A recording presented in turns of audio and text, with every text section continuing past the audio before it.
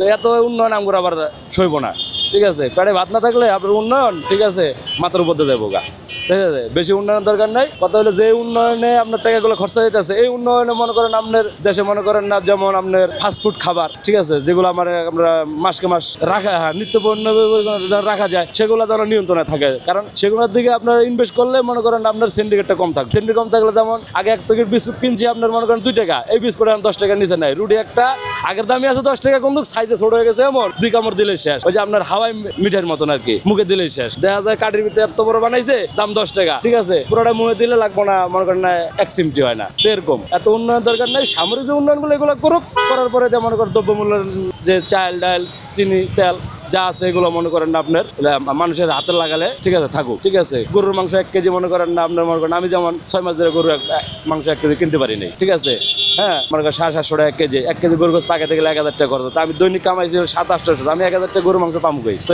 সেক্ষেত্রে আপনার বাড়াইতে হইব কি খামার, ঠিক আছে, খামার বাড়াইতে হইব। খামার বাড়াইলে মনে করেন আপনার গরুর চাষ হইলে গরুর দাম, গরু বেশি হইলে যেমন রিস্কা কম হইলে ভাড়া বেশি, রিস্কা বেশি হইলে ভাড়া কম, এরকম। গরু বেশি মাংসের দাম কম, গরু কম, ঠিক আছে, আপনার মাংসের দাম বাড়বো অটোমেটিক।